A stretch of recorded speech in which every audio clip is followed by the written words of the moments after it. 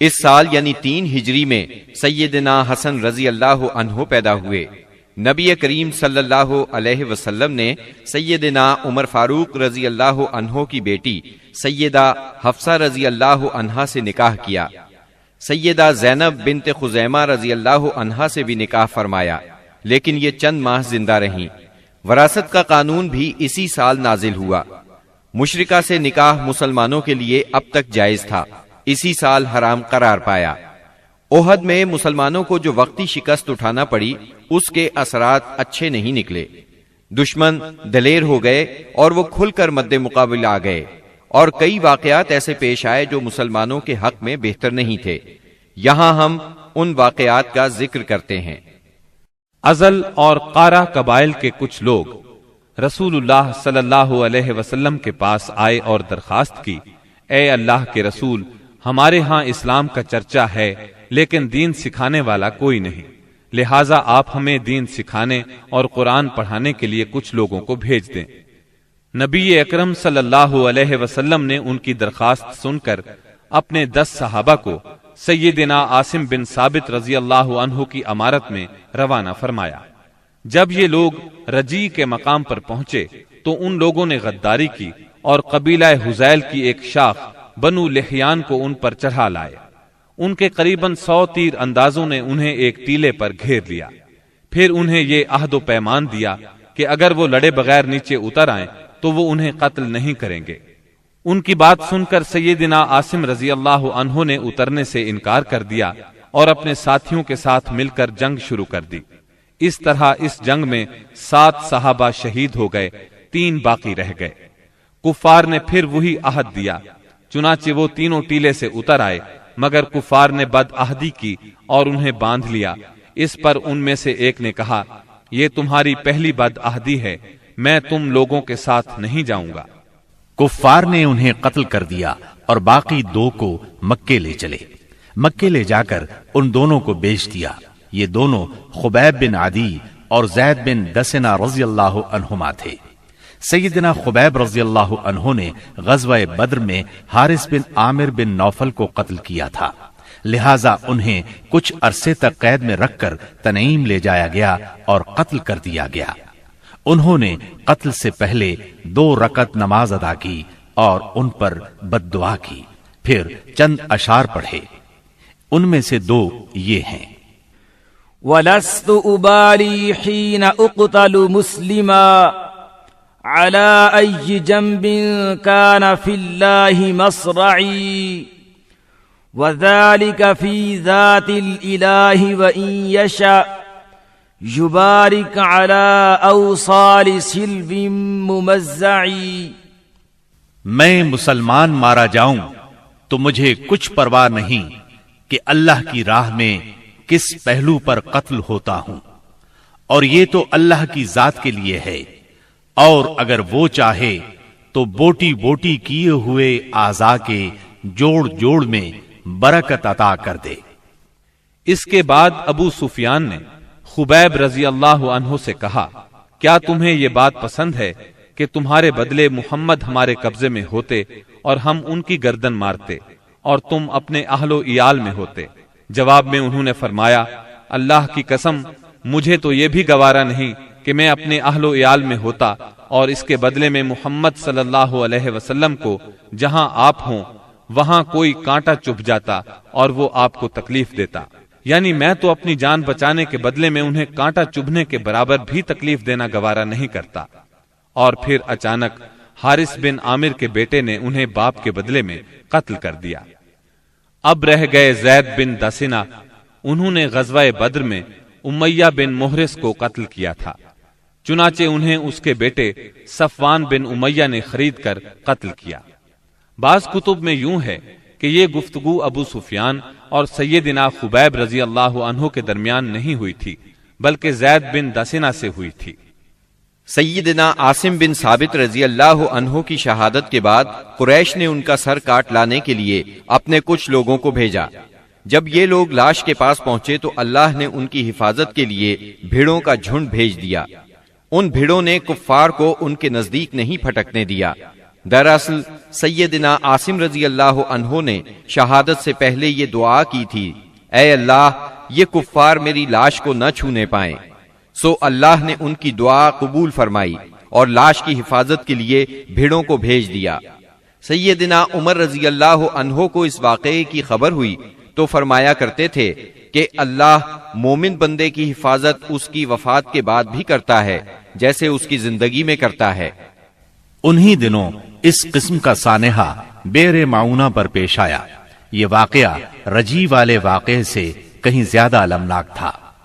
اس کا خلاصہ یہ ہے کہ ابو برا عامر بن مالک مدینہ طیبہ میں آیا اور خدمت نبوی میں حاضر ہوا۔ یہ ملائب الاسنہ کے لقب سے مشہور تھا۔ اس کا مطلب ہے نیزوں سے کھیلنے والا۔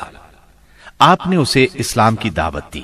اس نے اسلام قبول نہ کیا لیکن دوری بھی اختیار نہ کی، اور یہ امید ظاہر کی کہ اگر اہل نجد کے پاس تبلیغ کے لیے آدمی بھیج دیے جائیں تو وہ اسلام قبول کر لیں گے۔ اس نے یہ بھی کہا کہ آپ جن لوگوں کو بھیجیں گے وہ میری پناہ میں ہوں گے۔ چنانچہ رسول اللہ صلی اللہ علیہ وسلم نے 70 صحابہ کی جماعت اس کے ساتھ کر دی۔ یہ 70 کے 70 قرآن کے حافظ اور قاری تھے۔ انہوں نے بئر معونہ پر پڑاؤ ڈالا۔ سیدنا حرام بن ملحان رضی اللہ عنہ رسول اللہ صلی اللہ علیہ وسلم کا خط لے کر قبیلے کے سردار اللہ کے دشمن عامر بن طفیل کے پاس گئے۔ اس نے خط پڑھنے کی بجائے اپنے ایک آدمی کو اشارہ کیا کہ انہیں قتل کر دے۔ اس نے کمر کی طرف سے نیزے کا وار کیا، نیزہ آر پار ہو گیا۔ وہ یہ کہتے ہوئے گرے، رب کعبہ کی قسم میں کامیاب ہو گیا۔ پھر اس بد طینت نے فوراً ہی باقی صحابہ پر حملہ کرنے کے لیے بنو عامر کو آواز دی۔ وہ لوگ اس لیے نہ آئے کہ ابو برا عامر بن مالک نے مسلمانوں کو پناہ دی تھی۔ انہوں نے اس کی آواز پر کان نہ دھرے، چنانچہ اس نے بنو سلیم کو آواز دی۔ بنو سلیم اور اس کی چند شاخوں ریل، زکوان اور اسیہ نے آ کر صحابہ کرام رضی اللہ عنہم کا محاصرہ کر لیا اور سب کو شہید کر ڈالا۔ صرف کعب بن زید اور عمرو بن امیہ زمری رضی اللہ عنہما بچ رہے۔ کعب بن زید تو زخمی تھے، ان لوگوں نے انہیں مردہ خیال کیا، چنانچہ انہیں بعد میں شہداء کے درمیان سے اٹھا لیا گیا۔ وہ زندہ رہے اور غزوہ خندق میں شہید ہوئے۔ عمرو بن امیہ زمری منذر بن عقبہ کے ساتھ اونٹ چرانے کے لیے گئے ہوئے تھے۔ انہوں نے پڑاؤ کی جگہ پر پرندوں کو منڈلاتے دیکھا تو بھانپ گئے کہ کوئی سانحہ ہو گیا ہے۔ فوراً وہاں پہنچے۔ حالات دیکھ کر منذر بن عقبہ نے ان دشمنوں سے لڑ کر شہید ہونے کا فیصلہ کیا۔ چنانچہ وہ ان سے لڑے اور لڑتے لڑتے شہید ہو گئے۔ عمرو بن امیہ کو قید کر لیا گیا۔ جب عامر بن طفیل کو بتایا کہ ان کا تعلق قبیلہ مزر سے ہے تو عامر نے ان کی پیشانی کے بال کٹوا کر اپنی ماں کی طرف سے انہیں آزاد کر دیا۔ اس کی ماں نے ایک گردن آزاد کرنے کی منت مانی تھی۔ عمرو بن امیہ رضی اللہ عنہ مدینہ منورہ کی طرف روانہ ہوئے۔ راستے میں قرقرہ نامی ایک مقام پر پہنچے تو بنو کلاب کے 2 آدمی ملے۔ عمرو بن امیہ رضی اللہ عنہ نے انہیں دشمن کے آدمی خیال کیا اور قتل کر دیا، حالانکہ ان کے پاس رسول اللہ صلی اللہ علیہ وسلم کی طرف سے عہد موجود تھا۔ چنانچہ جب یہ مدینہ منورہ پہنچے اور اس واقعے کی اطلاع دی تو رسول اللہ صلی اللہ علیہ وسلم نے فرمایا، تم نے 2 ایسے آدمیوں کو قتل کیا ہے جن کی دیت مجھے دینا ہوگی۔ اللہ کے رسول صلی اللہ علیہ وسلم کو واقعہ رجی اور بئر معونہ سے بہت رنج پہنچا۔ یہ دونوں حادثے ایک ہی مہینے یعنی صفر 4 ہجری میں پیش آئے تھے، اور کہا جاتا ہے کہ دونوں حادثات کی خبر آپ کو ایک ہی رات میں پہنچی تھی۔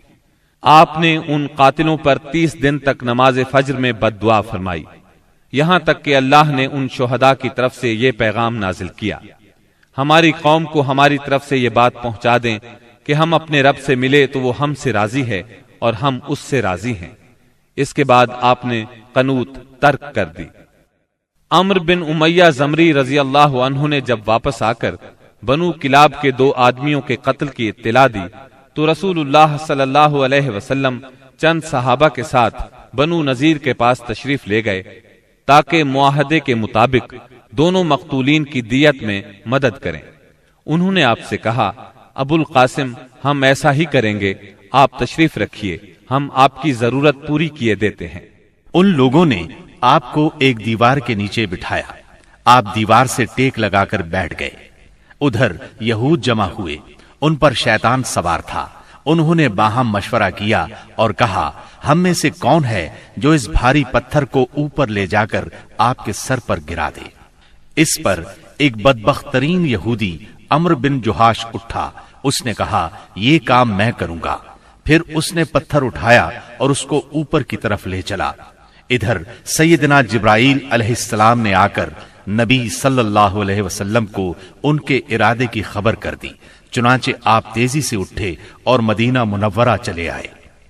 بعد میں صحابہ رضی اللہ عنہم بھی آپ سے آ ملے۔ آپ نے انہیں سازش سے آگاہ فرمایا۔ اس واقعے پر نبی کریم صلی اللہ علیہ وسلم نے محمد بن مسلمہ رضی اللہ عنہ کو بنو نذیر کے پاس بھیجا۔